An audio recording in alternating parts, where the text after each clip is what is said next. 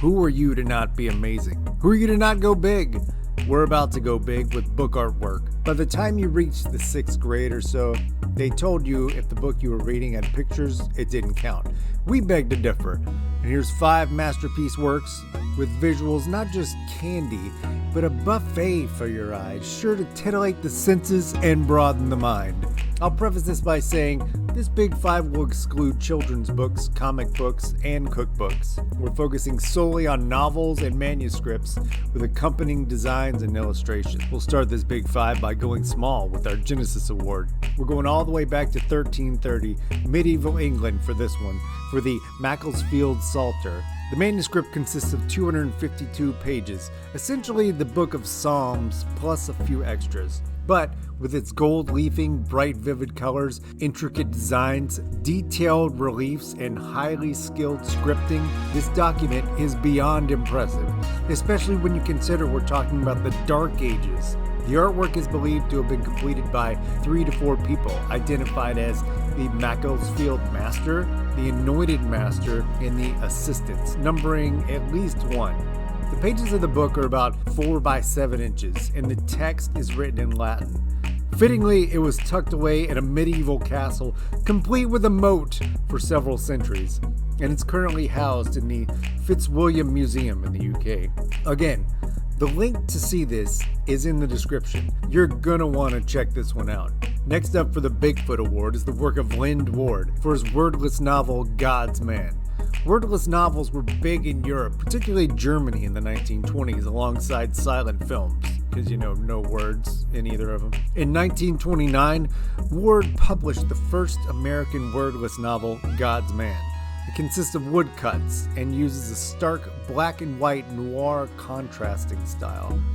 Looking at his work, you can see it as a huge influence on pop artists like Shepard Fairey and noir comic artists like Frank Miller with Sin City and Batman Year One. The actual story itself has a lot of similarities with Aldous Huxley's Brave New World, which was published 2 years later. Hitchhiking in with the open scenery and imagined worlds is J.R.R. Tolkien with The Hobbit. The interesting thing about the world of Middle-earth and Tolkien developed is that he first drew a map and let the geography dictate the story for him. The illustrations are ink and watercolor. There's kind of this stylization in his work that probably had its inception with poster and flyer makers like Toulouse-Lautrec for the Moulin Rouge in the 19th century. Looking at the water, look at that. The water, look at the white outline of the tree foliage area. Just beautiful work. And check out the yellow sunlight on the right side of these trees. As a standalone artist, these works are nothing to really break out by themselves, but when you look at the calligraphy, the fire writing he developed, this masterful work which you have one person with an output of this illustration, color, story, calligraphy, cartography, all in one. And all in the first part of the 20th century before computers and technology to have been there to aid him. Very impressive. That'll take us into our serious prize winner, Gustave Doré, for his well-known work in the 1866 reissue of John Milton's biblical epic Paradise Lost, originally published in 1667. The plot of the poem is based on the fall of man in the Garden of Eden and shows us Satan as a relatable character and introduces us to various other angels. The entire collection consists of 60 woodcut illustrations depicting everything from heaven to the Leviathan. His style is very imaginative, dreamy, neoclassical, and noir in nature, kind of all rolled up into one. This translated perfectly when he illustrated Edgar Allan Poe's The Raven. But don't think of Doré as some lone artist chiseling away at wood masterpieces all day. He did, but much like the old masters, he had a studio which employed dozens of assistants that produced the woodcuts of his sketches, and they would even sign them for him. I can remember being a small kid, and we had this book of scary stories. The cover was so creepy. The inside illustrations were the things of nightmares. But I loved that book. I just couldn't allow it to be in my room after dark. And this is the setup for this video's Sunday Deluxe, Stephen Gammell's work in the book Scary Stories to Tell in the Dark. Yes, I know I said no children's books, but this is less a children's book and more a cult compilation of urban legends and scary stories.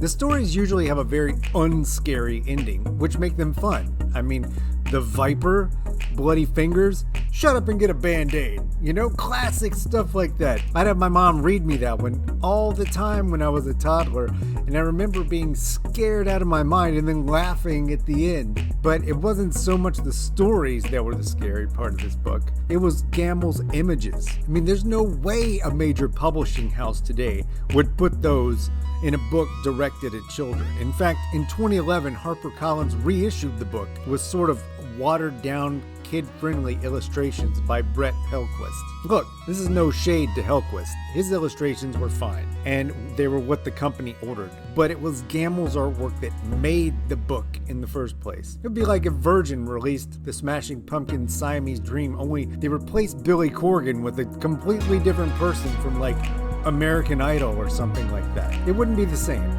Gamble's charcoal and ink evaporating spooktacular depictions armed an entire swath of 80s and 90s kids with an understanding of the difference between quality and garbage horror. Which is funny because the 80s and early 90s were a goldmine of bad horror flicks. But maybe Gamble's work played some part in inspiring such a boom of the genre. Live action just couldn't compete with them. And that's illustrations. That's big. So while you're here, be sure to stick around and check out some more creepy works from modern, your peer artists out there today. Check it out. If you liked it, give this video a like, subscribe, you know, the whole jazz and dance, and come back for another one. See you later.